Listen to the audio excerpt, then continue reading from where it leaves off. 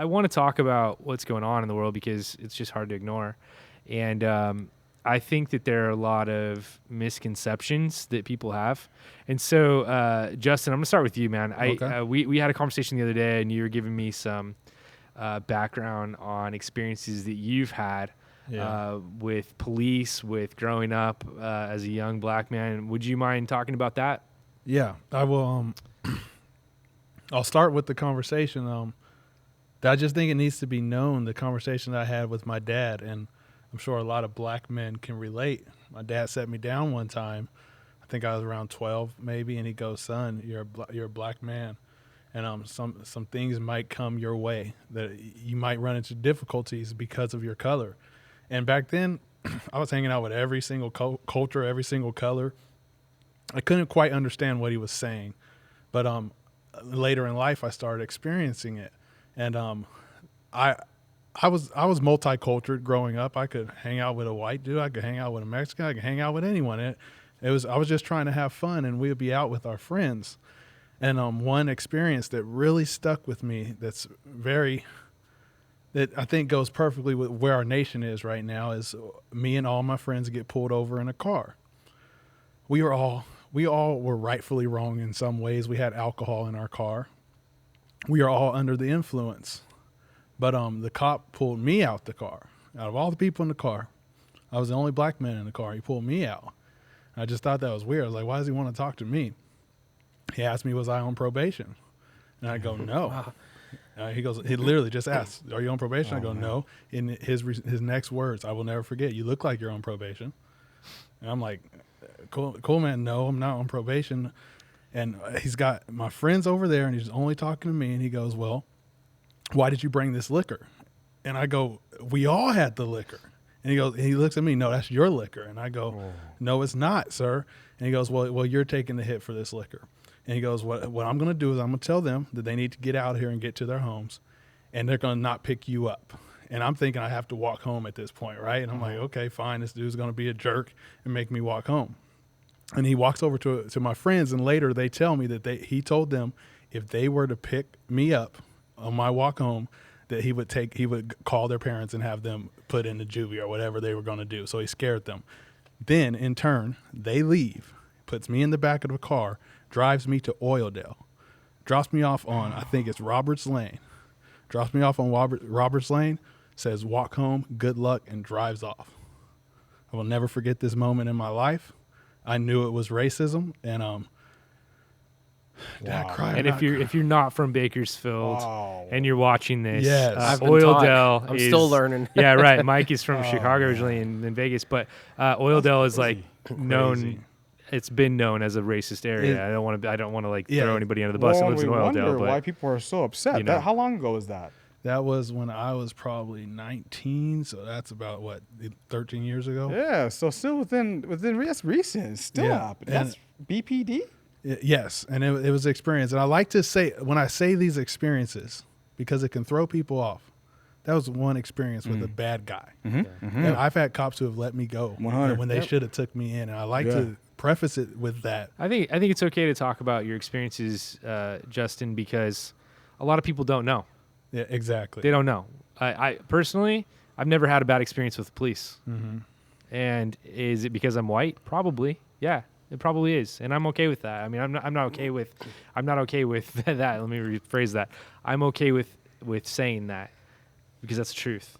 The truth is, young black men have been singled out. People that I know have been singled out by police, and I haven't. And that puts me in a weird predicament when I'm thinking about these things, because I'm not anti-police at all. I'm really not. I think that the police are amazing. I think that most police are amazing. I think 95% of cops are probably good, but there's a culture problem, and there's some things that need to be fixed. And then there's also some really bad eggs, and so if you're a police officer or a family member of a police officer and you're out there and you're saying this is anti-cop, it's not. No. It's just an experience. It's an experience, right? Yeah. How else are we to learn but from the past? You've found a way, despite that experience, to still have a balanced viewpoint of law enforcement and to still appreciate the good. And that's where I feel like some things are lacking. We're only hearing about the bad. And some people are brave enough to say, I had this one bad incident and 99 great ones. So they're still acknowledging the balanced approach. And that's what is most disheartening to me about everything that I see going on. We're not hearing and seeing and experiencing the balance. Because we've all been through these highs and lows, but I want that counterpoint. I want someone to say that, because when you only give one viewpoint, that shapes a very specific view of it's a false perception of reality. Like this is all police are. And so I love that video of I think it's Shaquille O'Neal playing basketball with the kids in the neighborhood, and he pulls up, and you love those warm stories, because the majority of law enforcement have great intentions. And let's remember, that's not an easy job. Their life is on the line. I wouldn't do that like, job. I'm in outside sales. tough. I mean, other than like the statistics of dying in a car accident, like no one's out to get me. There's a target on their back. And oftentimes, unfortunately, due to the way they're perceived in our culture these days. And that's unfortunate, I think sometimes, most cops, when they were kids, when you're a kid, you imagine being a cop. Right. Yep. You're like, I want to be a cop because that's an awesome thing to do. A lot of the people that are doing that job, those are those kids. Yeah. That's what they're doing. And I think And nowadays, kids probably don't want to be a good police officer, and so it's just it gets hard, but that's why we got to teach them, like, you still can be the best. It's at sad. what you are. I've been thinking about the whole Black Lives Matter thing, and I have no problem saying Black Lives Matter. I don't have to give that argument that all lives matter, because it's a good ridiculous, statement. And so it's eye opening. I think it's eye opening for a lot of us, for just growing up in the world that I grew up in. I never considered myself racist. I never considered myself prejudiced. Really, I didn't. I grew up in church, and I grew up around Jesus-loving people. But now when I look back, I think of comments that are made and things that are made, and statistics that were thrown around, and I'm like, there was a lot of insensitivity going on back then. I remember watching the Rodney King. You're old enough to remember Rodney King. I'm old enough to remember Rodney Why'd you point King. at me? I know I'll be 40 next Because week, you're man. older than me. That's why I'm Well, pointing at you, because you definitely remember it, Mike. you're my only friend that's older than me, and I'm not gonna let you forget that. Sorry, Yeah, I know. but That's good. and I appreciate that, Mike. I really do. But I remember watching it on TV, and just seeing this and just being kind of culture shocked by the whole thing. And now our kids are seeing what's going on now, and although they're young, they're going to grow. I don't think the world's going to change overnight. It's going to be, if it gets better, it's going to be slow. But we have to figure out how to parent our kids to where they're not only like there's a lot of, you guys jump in wherever you want to. I don't want to jumble this up, but there's not racist, then there's anti-racist, right? And I'm on board for both of those. Yes, I want to be an anti-racist. I want to teach my kids to be anti-racist, but I'll take it one step further. I want to teach my kids to love people like Jesus loved them. That's it. And that's, like, to me, that's the ultimate, right? 100%. Like, that's if we could figure out how to teach our kids the love of Christ and the love of God, then I think that's where we need to be as Christians. I feel there's like an identity crisis, because when you see it, you feel like there's only two sides you can go on right now. If you're too pro Black Lives Matters, you're anti-cops. Yeah, if you're too for the cops, then you don't care about George Floyd's death. Yeah. And it's not that. And Nothing is and- ever and- just if then. In our Christian world, I do identify. I'm a black man. I'm proud of that. And cops should be proud of being a cop. If you worked hard to get that badge, you should be proud of that. But we got to take it back to the basics. If you are a Christian in this world, you are first identified as a follower of Jesus. Right. So you can't be too strong on either side. As much as I'm going to be pressured by my black community to make sure I'm totally only pro-black. and the cops are going to be there. They feel like they have to be on the cop side, and white people feel they have to protect all white people. White people not are just it. confused. That's And what it is. I feel, and I do genuinely feel like a lot of white people are don't at know a what to loss do. right I now. feel like people what are do we just say? tribing up. They're tribing up like they did and before people Ancient could times, man. speak. And what happens when people tribe up? How do you tribe up when you're biracial?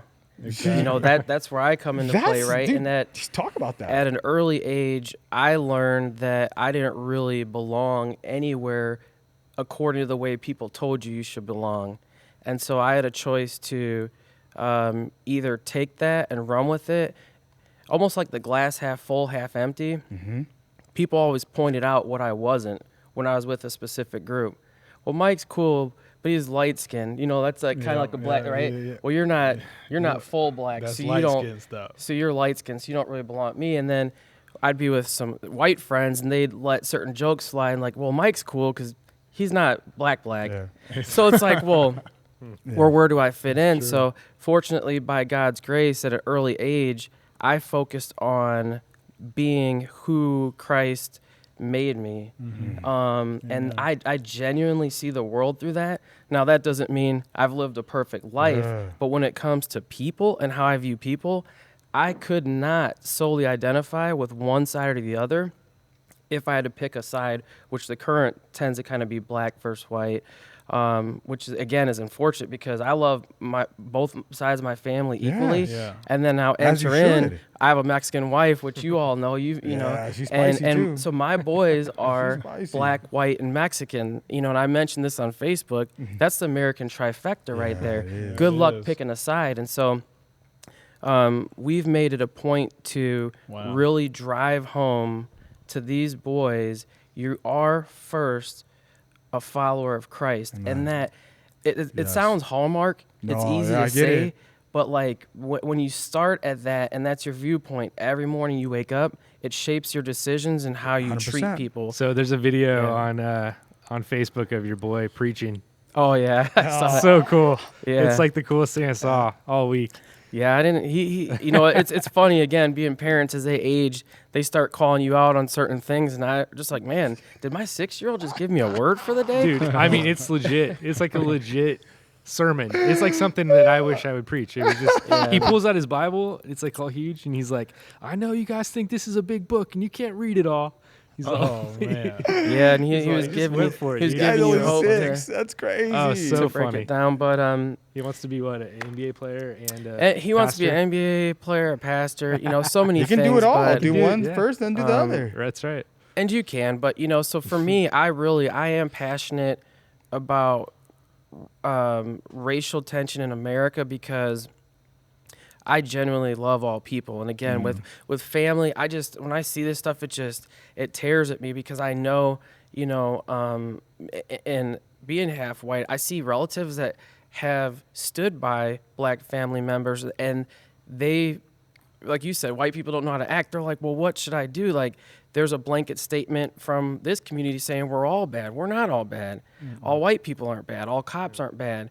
And so, you know, it's just really trying to press through that and educate the kids, you know. And I hope that as America continues to evolve, we are a melting pot. And in the home, we make these changes, which is really where it really starts. Johnny, you know, you mentioned how kids are affected at home. We shape things from the home out, which we've kind of gotten away from in some instances because it'll make a difference and it'll make things better. And I love the fact that we see all those memes. Kids don't know race; they're taught it. They don't know their differences; they're taught it. It starts with, you know, instances like this and us carrying it home individually. Definitely. I So agree. For Full me heart. in the schools, the way I'm gonna have to approach it is the same way, right? I'm gonna have to teach kids how to love each other at school, but you know, I can't use the words God. I can't use the word Jesus. Oh yeah. But I can sure as heck use the word love. And I think that's where the strategies that we're trying, like in the schools, like I'm planning for this right now with distant learning, right? Because kids are only going to school about 2 days a week next year. So I'm planning, how am I going to teach kids how to love each other still when they're there? Or how are we going to teach them how to be good human beings? And there's a strategy that educators call this. Check it out. It's called unconditional positive regard. It's loving someone. That's all it is. I love that doctor terminology. No, Come on, teach us. Let's go. Come on. No, but check it out. It's loving that person for who they are in that moment, no matter what, unconditionally. That's what we're trying to teach kids in the school. What is that? That's agape love. Yeah. You know, and if we're teaching it in the schools, if that's what we're teaching in the schools, we should be doing that in the home. Yeah. Because they can learn it. They can learn to read at such a rapid rate. Those brains are such geniuses. Well, if we pound it in. So what I think you're saying, and I think we're all kind of agreeing on, is that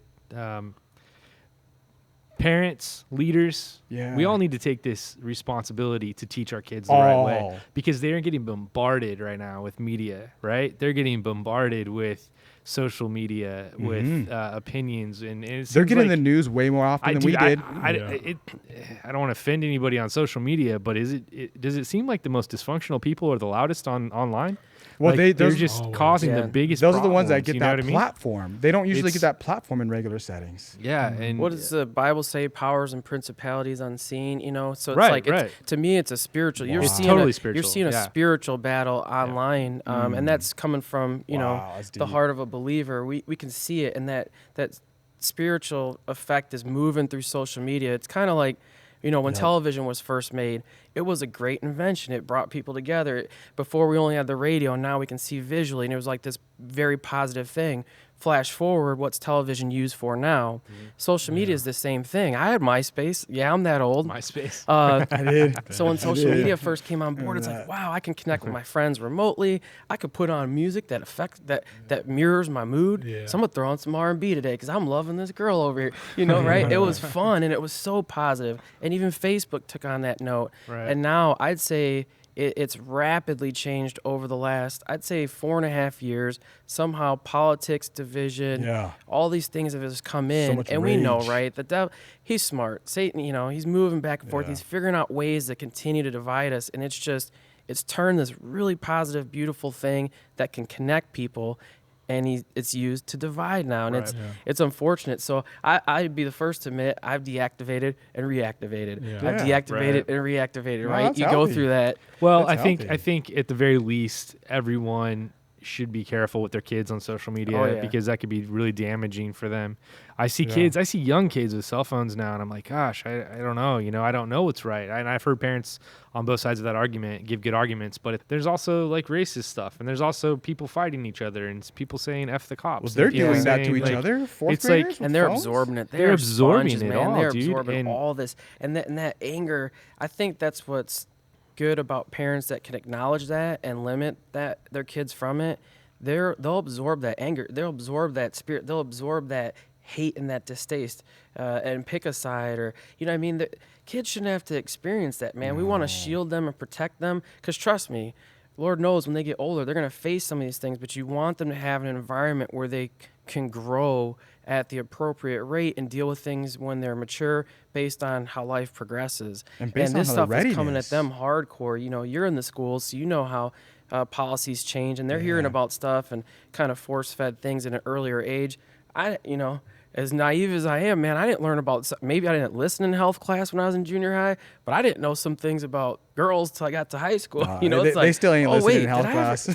Let me say, but now it's like 6-year-olds or 8-year-olds. I don't know the curriculum, but it's just this move to like really get your kids young, man. let me say one more thing about social media.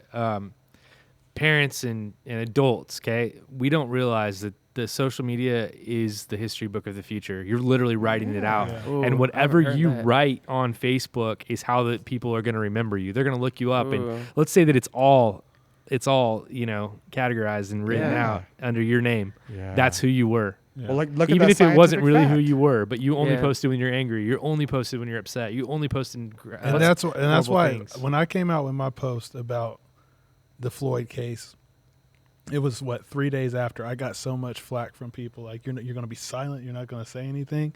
I could not speak because I was so angry. Yeah, Oh. that I was. was so angry. If I would have spoke, Yeah. my history book would have read angry black. Right. Wow. Yeah. That's what it would have read. But I waited, and the Bible says, "Soak your words in grace." Yes. But you're right to be angry.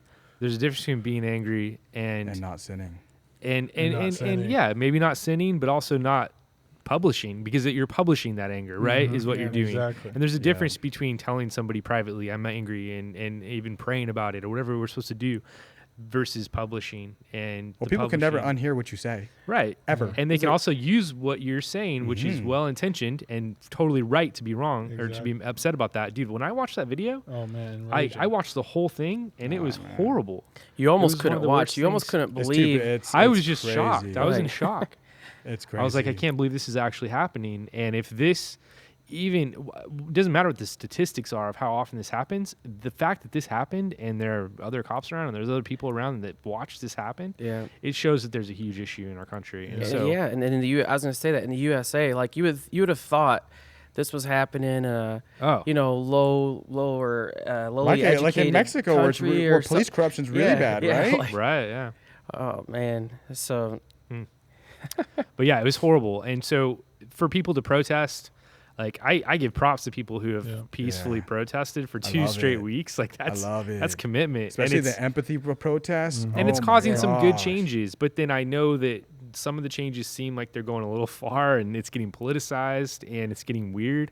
Yeah. I 100% support good police officers, and I know you guys do too, as we've said. Heck yeah, I want them to respond when I call them. I support anybody that's being so responsible. again, right? So I mean, we're on that's what it comes down to. a spiritual, you know, we're all believers, right? So Yeah. we're on this podcast, so I can openly say this. To me, law enforcement represents structure. It represents God, and I'm not saying that everybody that's an officer is God, right? But to me, it, again, back to the spiritual realm, things that I'm continuing to try to mature in and learn more about, I just feel like it's like anything that is like structured or authoritative, like they go after authority right now. Like we are rebelling at the heart, that's at the not heart of good. humanity. We are rebelling against anything that All tells us authority. we need to fall in line. And it's not always a good thing to fall in line, depending on what it is. But like when it comes to police specifically, Right. we need authority and structure, and God, you know, approves structure. He, you know, it's just, I don't know. So I just feel We have spiritually, systems. He has systems in Corinthians. He discusses systems. Definitely. and then, but then we have friends that aren't believers, right? And so you're trying to like say, but I support authority and I support structure, and always it's not going to be perfect, but like we still need it. How would let me yeah. ask you this: how would Jesus have reacted to the George Floyd situation, or the reaction to the George Floyd situation? I don't know. I mean, Jesus has, in my opinion, Jesus has forever called out evil. Yep. And I mean, he would speak truth about what happened. He would say murder took place. He would say that injustice is taking place. And all throughout the Bible, it's talked about God's people are being oppressed. Like injustice has been seen in there. But most importantly, what I firmly believe Jesus would do, and this is what I think is the bigger solution for our kids, for everyone, Jesus would walk to those cops, he would sit them in his house, and he would get to know them, and he would love them, and he would tell them that they need him. Dang. And I really feel like Even the worst ones. even the worst. Unconditional. I feel Unconditional like is unconditional. this circle right here. I mean, I've gotten flack for not being black enough for having these talks in multicultural settings, but Sure. I firmly believe this is the solution. Like to anyone that's scared of any black man walking down the street, for any black person who's worried about the cops, it is time, especially if you're a believer, invite someone of another race or color or cop to your house for dinner. Start doing it now and get to know them, because I believe, regardless of what my black community thinks, That's a challenge there's a right lot there. of people in this world today that don't think of all black people as thugs or criminals, because I've sat in their house and ate with them and talked with them about God, and they go, well, I know he's a good one, so maybe I won't be so scared of this other one. And that is a big part of the solution. I'm telling you guys. And that takes guts too, man, to do that. I mean, just to open yourself up to saying I'm not worried about only being around people that are like me. So I appreciate that. I really do. Yeah. I think it's cool. I was going to say, because you mentioned Jesus, and so I was thinking while Justin was speaking, I feel like Jesus would have also spoke about the fallout of an initial sin, right? And he would have spoke like, you know, so let's just say, you know, people can say that the officer was racist. Maybe he is. But is there fear in his heart? Is there anger in his heart? Did he fear joy? You know what I mean? True. Irrational anger were there other sins present? You can almost that- see some stuff in Precisely. his eyes Right? when in Yeah. the video. Like Yeah, there's a So- lot going something on. going on. No there. different than He's David. done that hundreds of times. You know, David. We saw the fallout with David. You know, looking over the wall, like, man, I'm about to, you know, have some interaction there. Gets caught up in a situation. That was the initial thing. And then there's other follow-up sins to that. I think Jesus would have been moved knowing how that sin can stir up other things. Like, people might be angry, but hold it in and pray through it, right? You know, assuming everybody's a believer, you pray through it and work through it. But man, that's what's tough. It's like that sin is causing other sin, like theft and beating up Darkness old, causes more right? darkness. It's like there's like this nuclear bomb that Yep. fell out from that, because some people are hurt, and Yeah. there is justification to feel that hurt, but And even anger, I would say. yeah. Yeah, Well, Especially if even they anger. haven't coped Yeah. with their experiences. Like Justin coped well with his experiences. Yeah. What about people who haven't? But it's what you do with your anger that matters, especially as a Christian, right? In the end, and as a human being. as a human being, yeah, I would agree. Like, Yeah. yeah, hate plus hate never equals love. Yeah. Never. It just doesn't.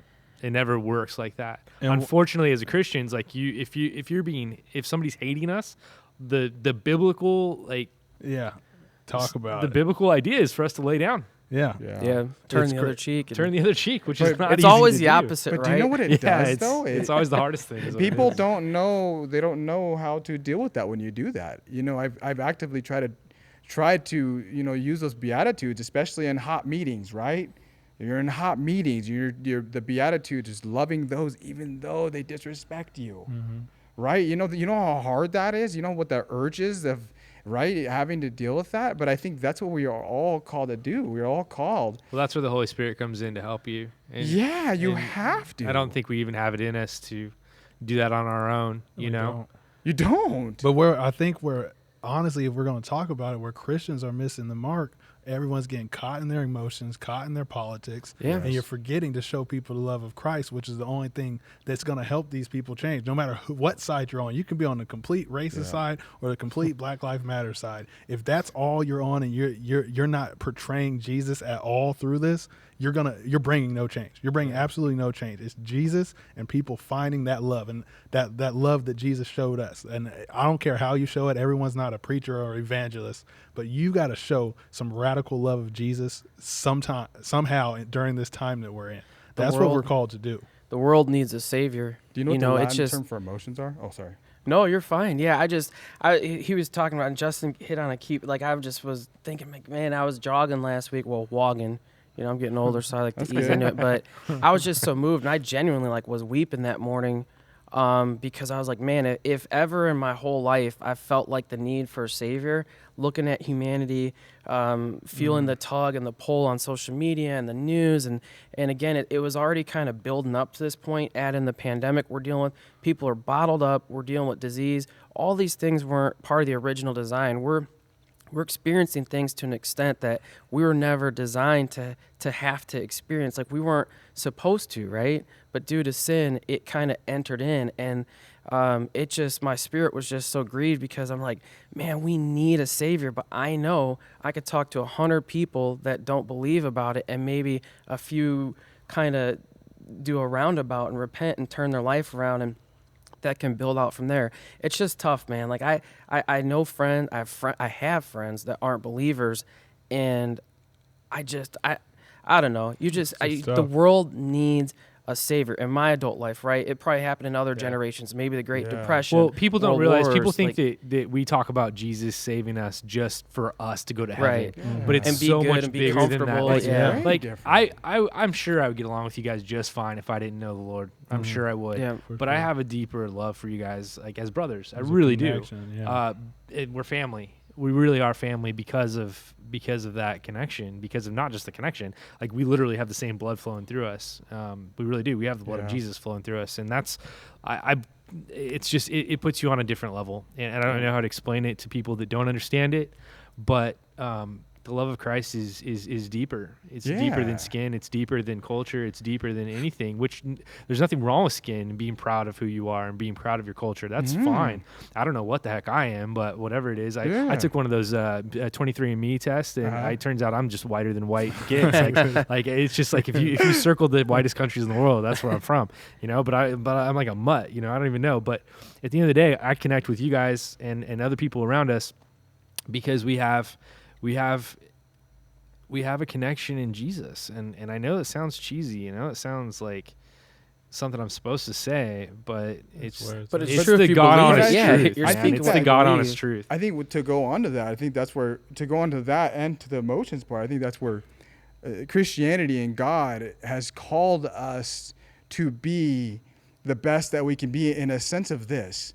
How is it possible for us to be able to still treat someone well after they disrespected us in that moment? Like, how is that possible? You know, and I think Jesus gives us the tools.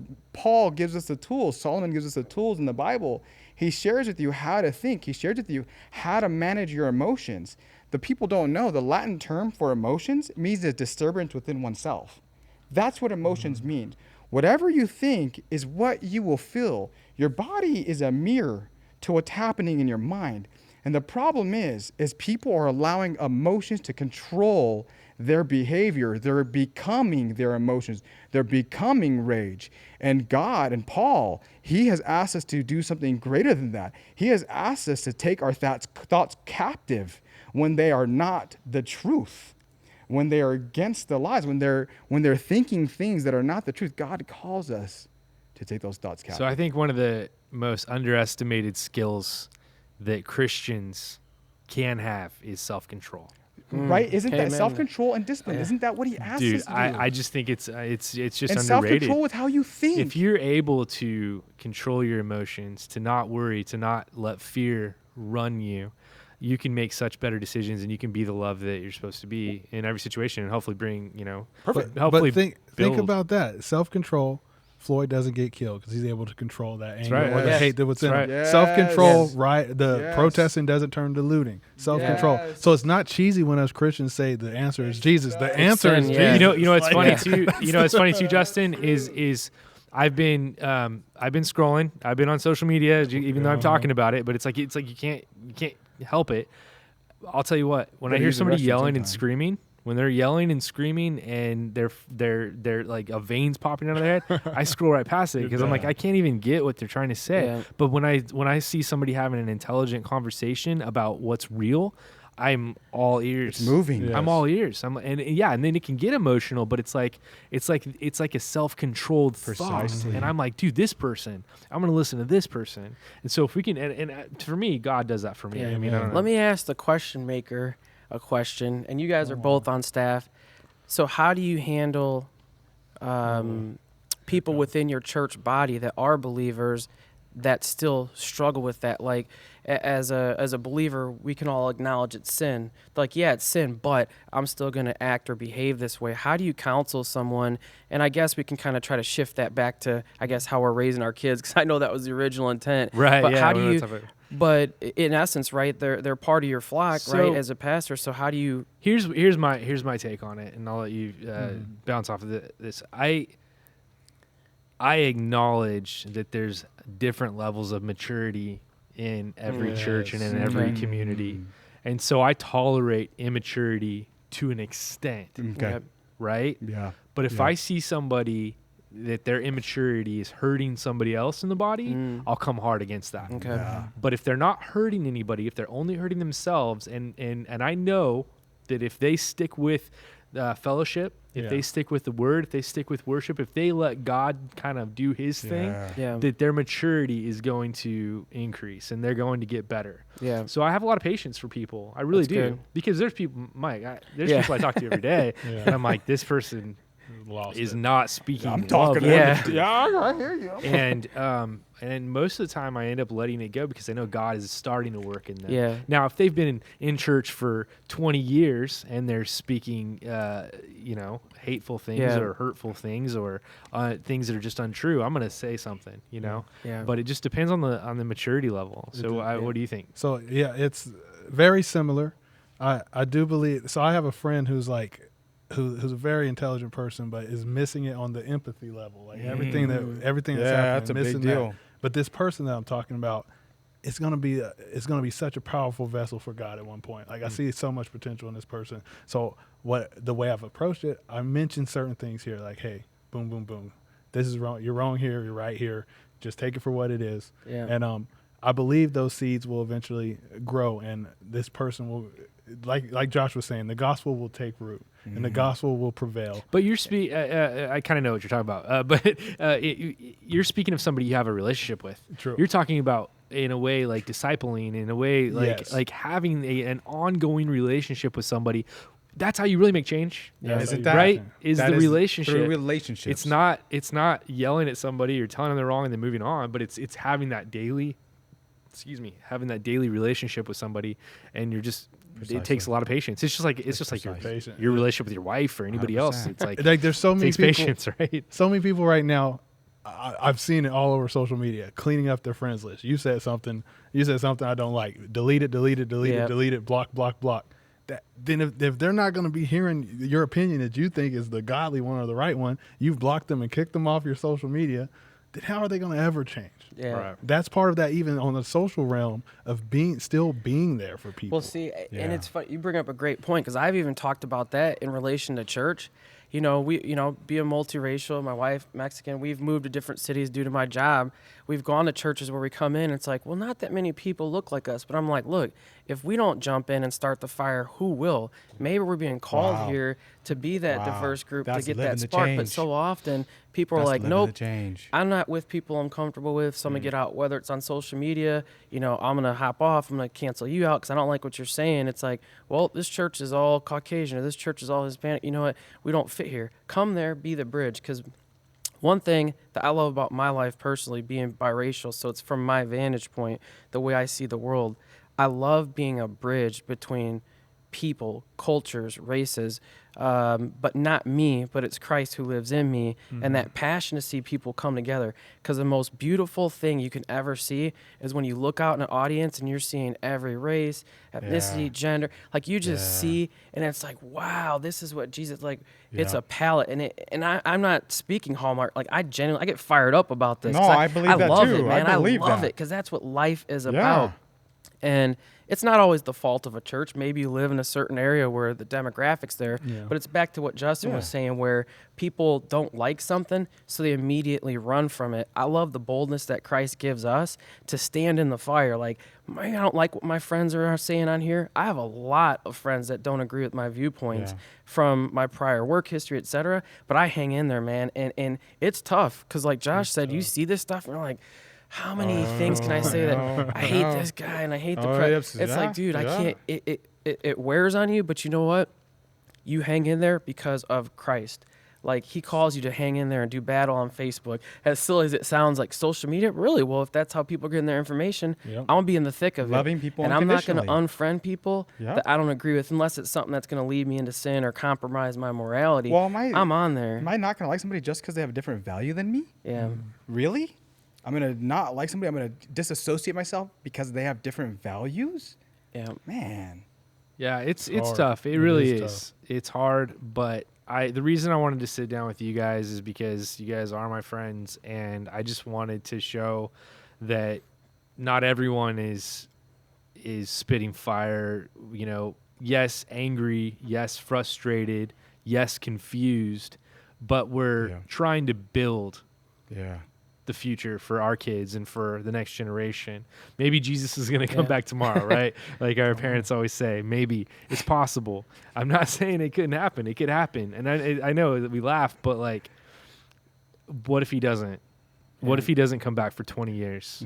Then we need to be the best parents we can, and we need to raise up the next generation to not be dealing with the same stuff that kids are dealing with these days. We're doing it right I here. think we are, Like, yeah. I think so. This is it. We're modeling that right now, and we're setting them up to. I hope so, and I feel foolish even even sitting down and being another group of people that's talking about There this. should be But I more of think them. that there should be more. I think there Yeah. We should see Yes. that everywhere. you have a lot of fire spit and you have a lot of frustration, but Mm-hmm. you don't have a lot of level-headed conversations. But it's Talking about important real though, things, you know? because like when I was talking to my wife the other day, I know we're probably going to be wrapping this up shortly. When I was speaking to her, and I put a post online about our family and how we're multiracial, Mm-hmm. and some people were in private said, "Oh, you're trying to say all lives matter." Believe me, trust me, I'm focused on this. However, no different than a goal. If you want to look like Arnold Schwarzenegger and see what the end result of hard work looks like, you hang up a poster, right? I wanted to put up a poster of what the future Wow, could that's look like beautiful. when race relations are in play. Wow. And they're better. This is an example of it. Our families are like that, like we're all and that's how you do it. That's how you get the kids. You mirror it and you walk the walk and walk your talk or however it goes. Yeah. And but I want to give so it's important to have conversations like this right now. We're not discrediting what people are feeling or what they're going through, but we right here are showing you what the future could look like when people come together, and our families mirror that, and we're going to replicate that in the home. So, it's important to have this because we want to give people something to hope for. Right. And I was thinking about too, and I was thinking about the whole kneeling thing, and I was thinking we all should be kneeling, but we should be kneeling to God, and that's one thing that it's causing the church to rethink our own values, and it's causing the church to ask ourselves the question: are we really being the church? Are we really Yeah. being followers of Jesus Christ like we should be? And that's been really positive. I mean, I don't condone looting or violence or on any end. I don't condone police brutality, any of this. But if there's any positive thing that's come out of any of this, it's the fact that we are all thinking a little bit more, and we are all taking our own responsibility and asking ourselves tough questions. And I think as a church, we need to ask ourselves: are we being the church? Are we being the people that God has Are we called us to loving be? unconditionally? It's a pretty Are we? Yeah. it's a pretty simple Simple. question, right? Do we look like the world when we're at home and in private, or do we look like the church? We need to look more like what the church is supposed to look like and be the ones that are standing up for justice Yeah. and equality and these things that matter. And hopefully my prayer would be just amongst, churchgoers is that we would we wouldn't absorb as much of the world. And it's tough, right? Because we're in it. Deflect it a little bit. Put some, some Get some world more bug spray on you. self-control. Get Have some more get the world off of self-control. you and look more like the church, where Yeah. you love more. And as right? we're closing, I just want to say, to help people out in this racial division that we have going, empathy, you guys. Yeah. Empathy. That's what the black culture is looking for. Put Yep. yourself in Not somebody looking- else's shoes. Just like Jesus did it. He put himself in the Feel sinner's good, shoes. Yep.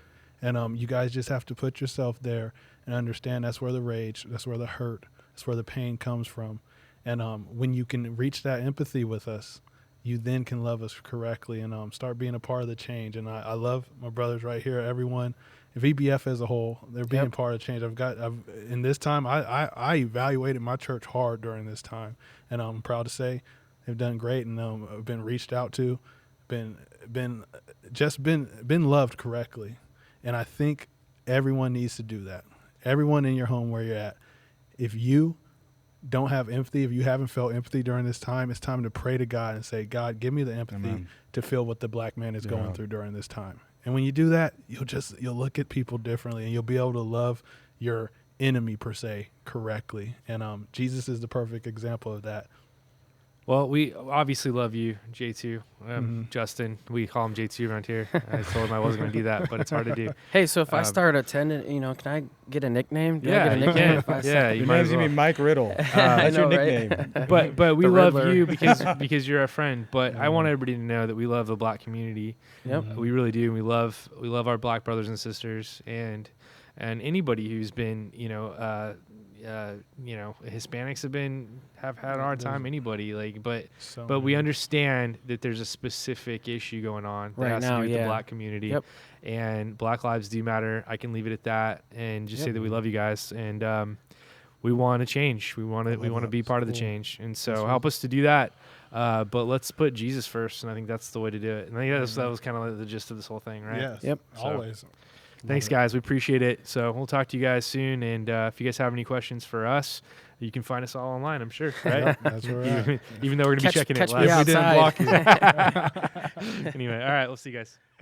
Peace.